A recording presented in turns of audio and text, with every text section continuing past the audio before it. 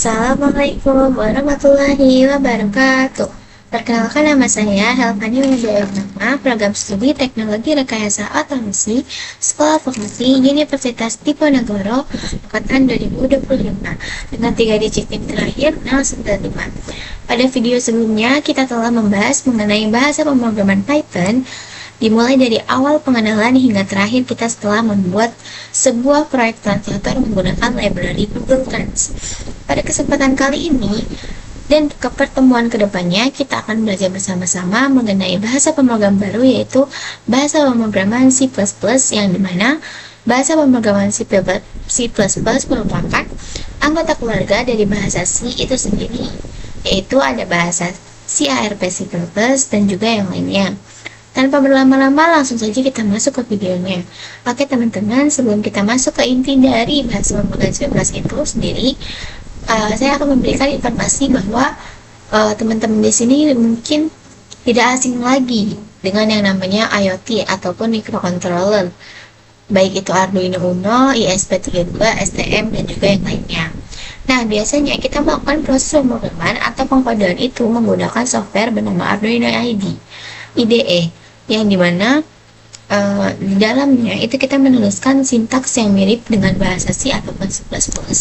Sebelum kita masuk ke materi mengenai bahasa pemrograman C++ di sini, seperti yang sudah saya bilang, saya akan mendemonstrasikan ataupun menunjukkan bagaimana penulisan sintaks hasil dari implementasi bahasa pemrograman itu sendiri, terutama dalam bidang microcontroller. Nah, di sini saya telah membuka tab baru bernama Tinkercad, yang dimana Tinkercad itu adalah program bahasa web yang autorisnya fungsinya itu untuk mendapatkan atau membuat simulasi elektronika, membuat desain sederhana, juga yang lain-lain. Kita lanjut ke videonya.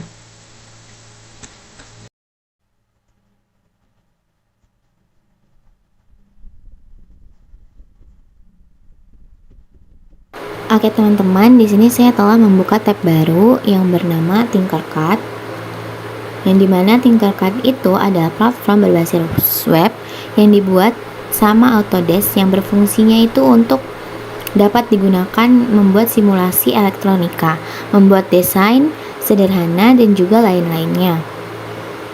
Kita juga bisa membuat rangkaian menggunakan komponen nyata seperti Arduino, lampu LED, resistor, sensor, dan juga lain-lainnya. Oke, baik, di sini saya telah membuka Tinkercad saya sendiri. Di sini saya telah login dan saya telah membuat sebuah project bernama push button with LED, yang dimana di sini kita ingin menyalakan lampu LED ini jika tombol ini ditekan. Baik, di sini saya telah membuat rangkaiannya menggunakan Arduino Uno. Terdapat breadboard, resistor, lampu LED, push button itu sendiri, dan juga beberapa kabel jumper. Di sini dapat dilihat bahwa sumber posisinya menggunakan 5 volt ke kutub positif dan groundnya ke kutub negatif. Di sini terdapat pin 6 dan juga pin 4 yang menghubungkan lampu LED dan juga komponen lainnya.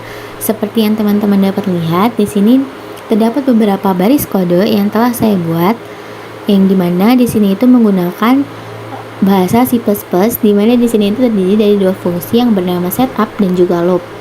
Di sini saya berusaha untuk menjelaskan kodenya. Untuk baris kode yang pin model 4, output itu akan memberi informasi bahwa rangkaian pin 4 Arduino itu terhubung ke sekutu LED melalui resistor sebagai pembatas arus, yang dimana artinya itu pin 4 di sini adalah digunakan untuk mengontrol lampu LED itu sendiri.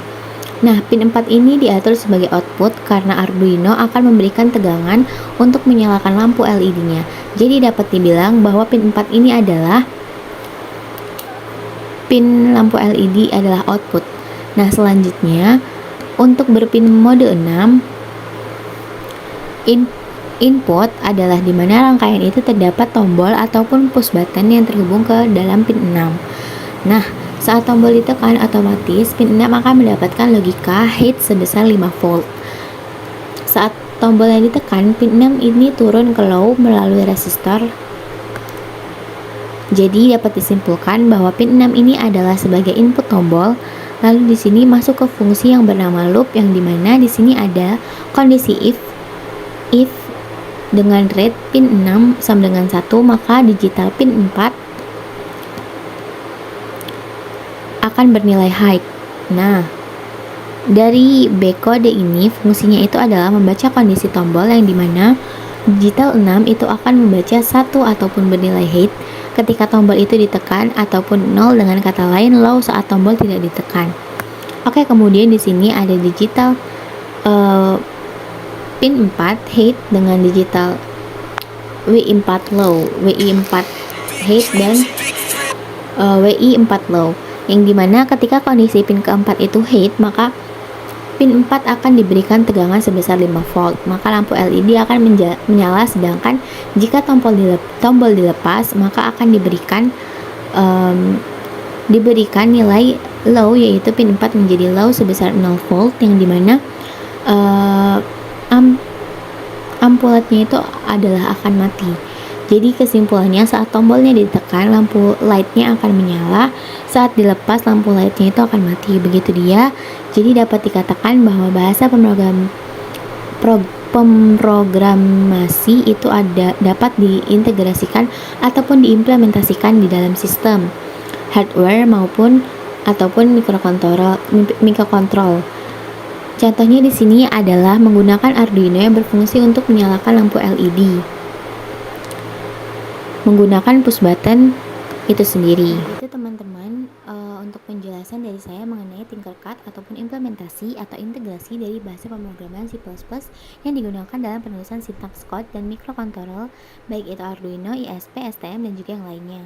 Selanjutnya di sini saya telah melakukan pencarian, yaitu Blockly Developer, yang dimana Google Blockly ini adalah library yang bersifat open source dari Google itu sendiri untuk membuat antarmuka ataupun visual programming berbasis track dan rocks, yang dimana mungkin beberapa teman-teman sudah melihatnya dalam beberapa software ataupun aplikasi seperti MathApp, Inventor, Code.org, Scratch, ataupun Tinkercad yang tadi sudah kita demokan dan juga lainnya. Langsung saja di sini kita buka ya teman-teman.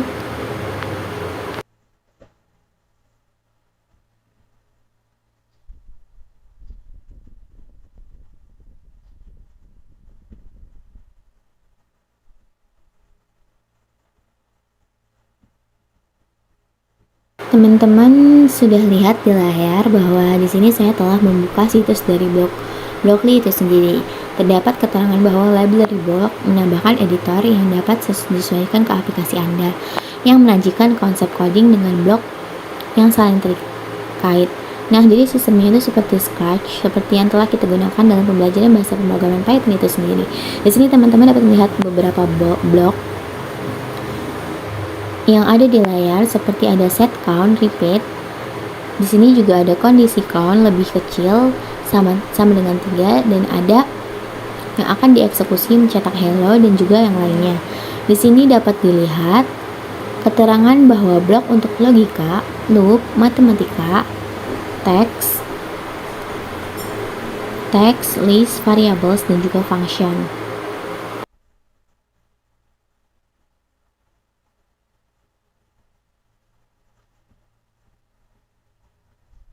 Untuk contoh kode bawaan dari Blockly itu sendiri, itu adalah seperti yang sudah saya baca, bahwa dia itu memiliki satu variabel bernama count yang akan diset menjadi nilainya 1, kemudian masuk ke perulangan ataupun loopnya. Di sini dia akan mengulangi kodenya itu ketika nilai countnya lebih kecil atau sama dengan 3, yang dimana ketika variabel count itu lebih kecil sama dengan 3, maka program akan mengeksekusi atau program akan mencetak hello world.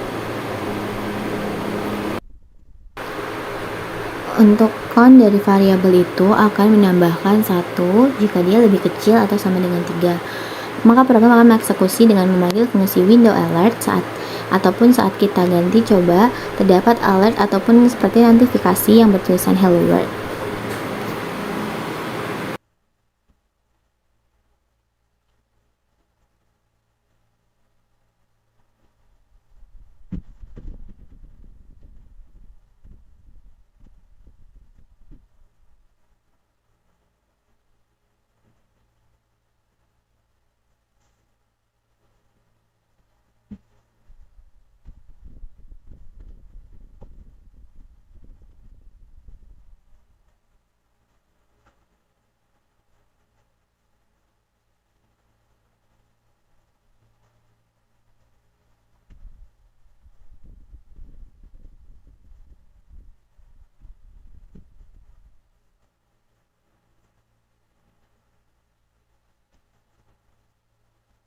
sini juga terdapat beberapa menu drop-down. Di sini ada JavaScript, Python, Lua, dan lainnya. Di sini bisa dilihat untuk bahasa pemrograman Python juga terlihat. Di sini sama, tidak jauh berbeda dengan yang tadi untuk perulangan dan juga pencetakan dari programnya. Kita bisa mencoba yang lain seperti PHP. Ini dengan dollar dia countnya, kemudian akan melakukan perulangan. Kemudian kita coba untuk yang Lua. Di sini tidak jauh berbeda dengan yang Python, hanya terdapat sedikit perbedaan saja. Kemudian di sini untuk Dart juga tidak jauh dengan bahasa pemrograman lainnya. Kemudian di sampingnya juga ada untuk menu drop down pemilihan bahasa. Begitu teman-teman, jadi dapat disimpulkan bahwa Blockly ini adalah library of sorts dari Google yang dimana mirip-mirip dengan Scratch lah. Begitu teman-teman, jika sebelumnya kita sudah mencoba kedua website yang berbeda yaitu Tinkercad dan Blockly, di sini saya akan mengulas beberapa materi yang telah kita pelajari sebelumnya demi memperlancar ataupun mempermudah dalam pembelajaran kita untuk mendalami bahasa pemrograman C++.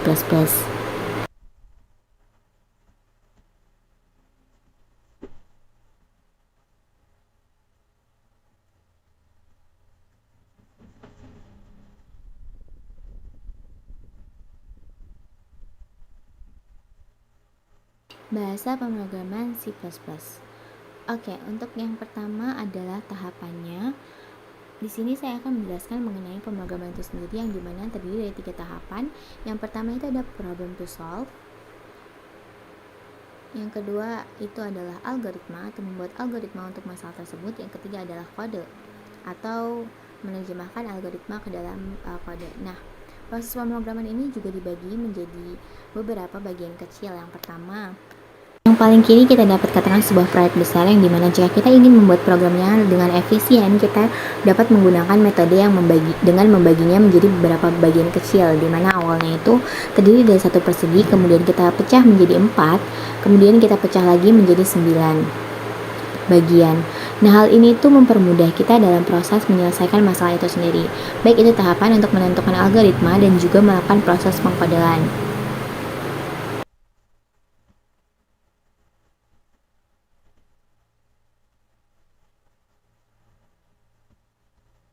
Saya akan memaparkan mengenai konsep inti dari bahasa pemrograman C++ ataupun core konsep yang dimana tidak jauh berbeda seperti sebelumnya dalam bahasa pemrograman Python.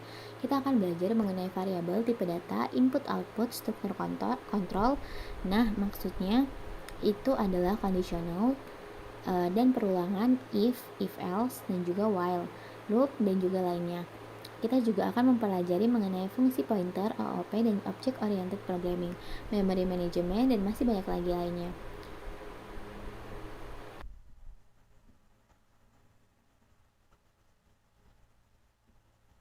Di sini saya tekankan kembali untuk menulis kode yang rapi itu kita dapat melakukan beberapa tips berikut. Yang pertama, kita harus gunakan nama variabel yang jelas. Yang kedua, mengidentifikasi atau identasi konsisten. Yang ketiga, hindari kode berulang. Yang keempat, pisahkan kode dalam fungsi. Yang kelima, gunakan komentar seperlunya. Yang keenam, menggunakan const untuk nilai tetap. Yang ketujuh, struktur folder yang rapi.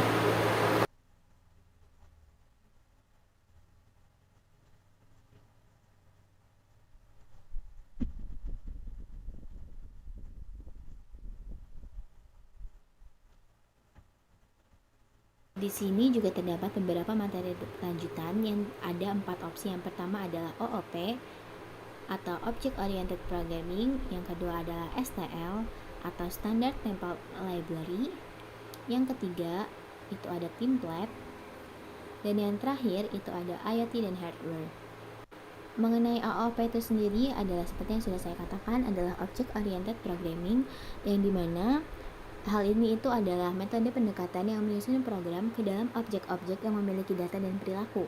Ibaratkan tingkatannya itu adalah fungsi baru, OOP. Jadi di atas fungsi masih ada OP gitu. Nah, bahasa pemrograman SAS itu sendiri mendukung kita untuk melakukan pembuatan proses menggunakan metode OOP sendiri. Dikarenakan sepengetahuan saya untuk materi apapun, metode OOP ini tidak dapat dilakukan dalam bahasa pemrograman lainnya. Nah, yang kemudian yang kedua adalah STL. Yang STL adalah kumpulan struktur data dan algoritma siap pakai yang sangat efisien. Yang ketiga adalah untuk template.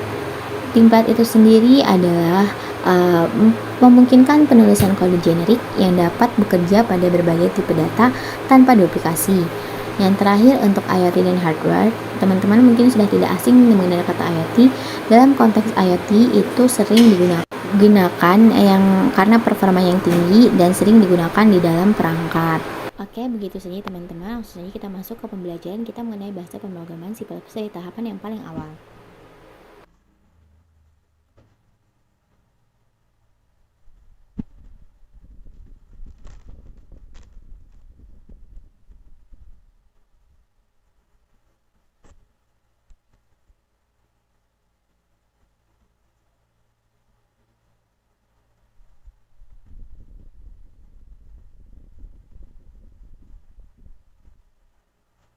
Untuk yang pertama, kita akan menginstal IDE bernama Visual Studio Code dan juga menginstal compiler C++ itu sendiri. Langsung saja kita mulai.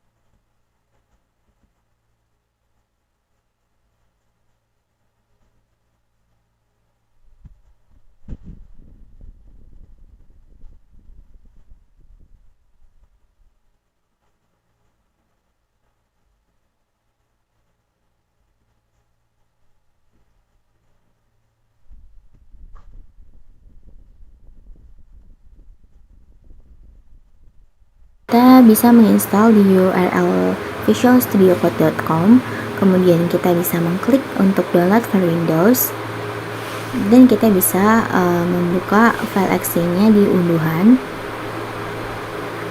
Kemudian kita klik saja, kemudian kita agreement dan next. Kita klik untuk desktop icon, next.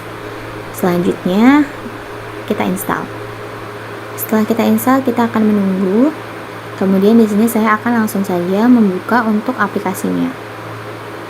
Kita tulis Visual Studio Code. Kemudian di sini sudah siap pakai dan kita perlu menambahkan folder di bagian ujung kiri untuk membuat suatu project.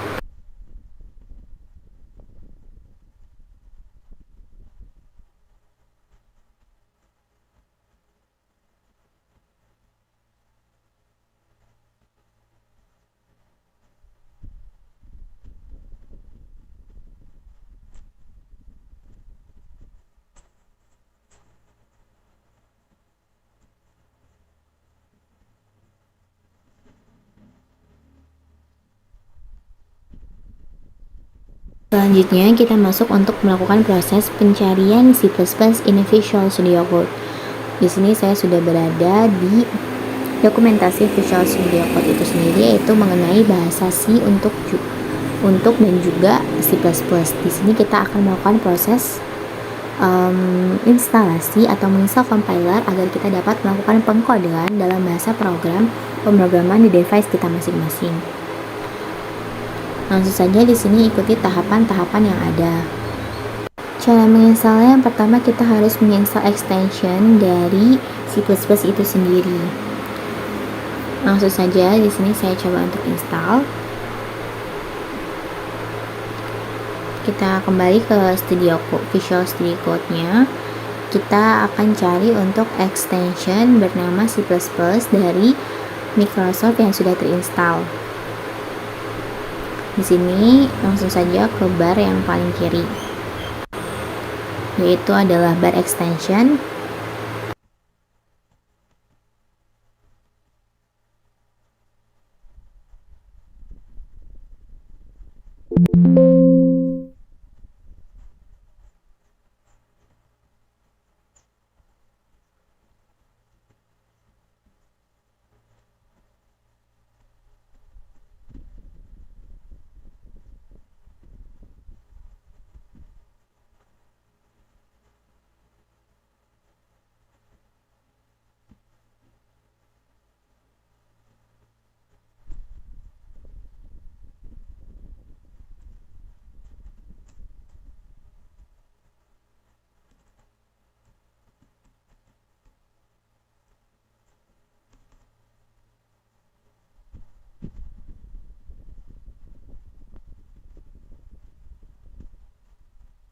Di sini kita tinggal search untuk C++, kemudian dia akan mengeluarkan beberapa version. Kita gunakan yang Microsoft. Kemudian di sini ketik tombol installnya.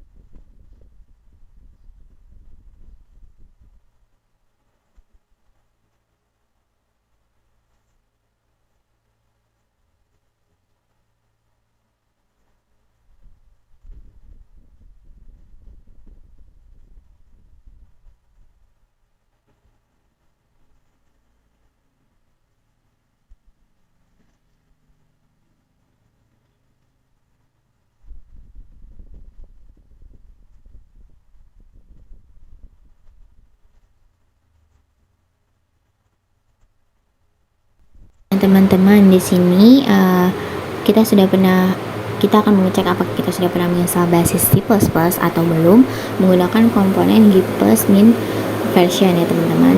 Nah, dapat menjalankan di terminal Visual Studio Code ataupun di CMD. Di sini akan menggunakan CMD saja.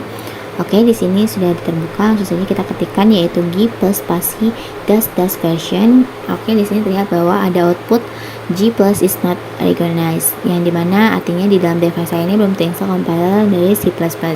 Oke, di sini jika kita tidak memiliki compiler sebelumnya, kita bisa menginstal compiler menggunakan MSFC ataupun MGW. Untuk saat ini saya menggunakan min-mgw. Langsung saja kita klik.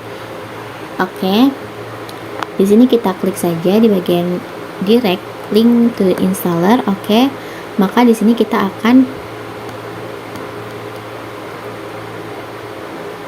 menginstal aplikasi bernama MS2. Kita download saja dan kita tunggu sampai proses instalasinya selesai.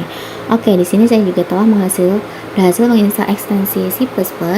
Nah, sebagai tambahan juga teman-teman bisa menginstal ekstensi bernama kode runner.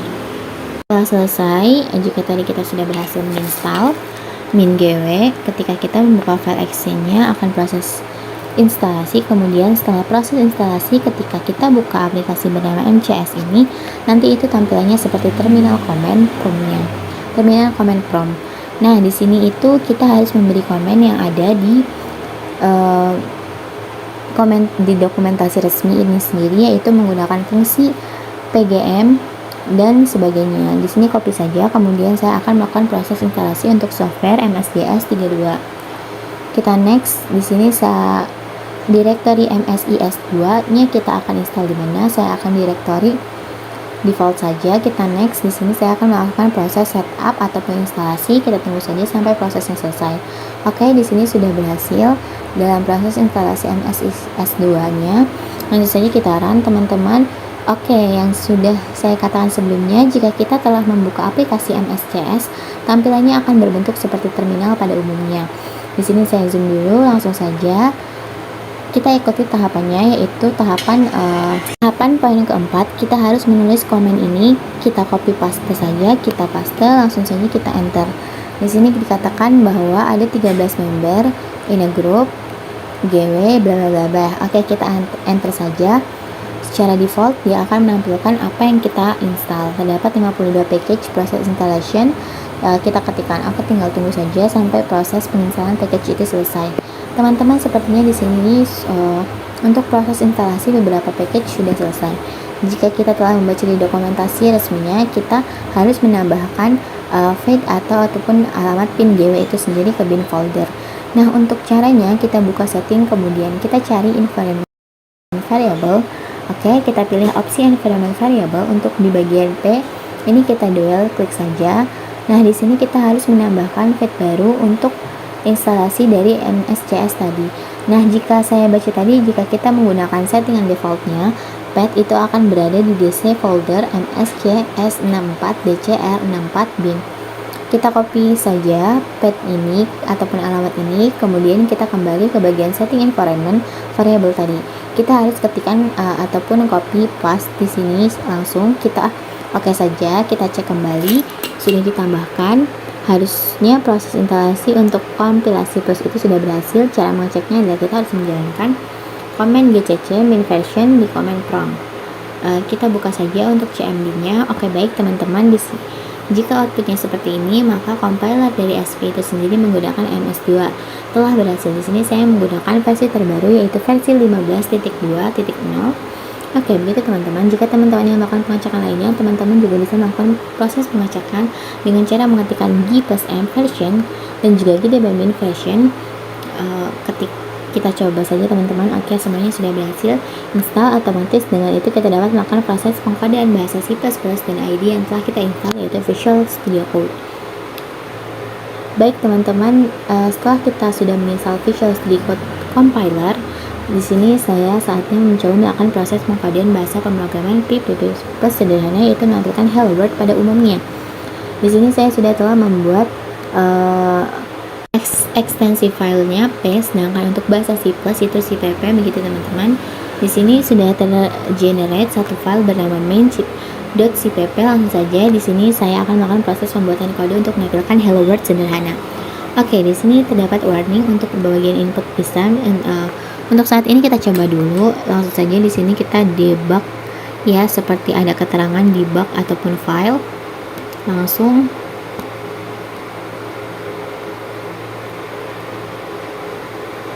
untuk buildnya kita menggunakan G+ yang telah kita buat atau install tadi menggunakan MS64. Kita tunggu saja untuk di build.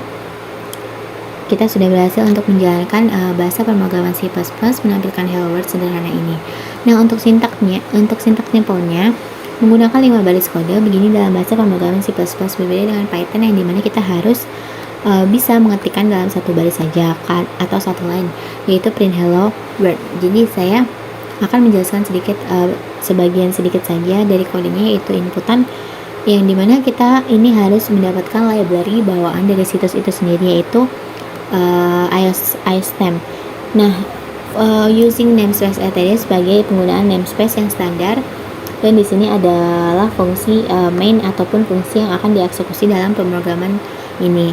Dapat dikatakan bahwa program inti ataupun struktur inti dari bahasa pemrograman itu seperti ini teman-teman. Mungkin di sini saya juga akan mendemokan bagaimana kita mendapatkan inputan dari user, membuatnya dalam output. Misalnya di sini saya akan membuat variabel bernama x.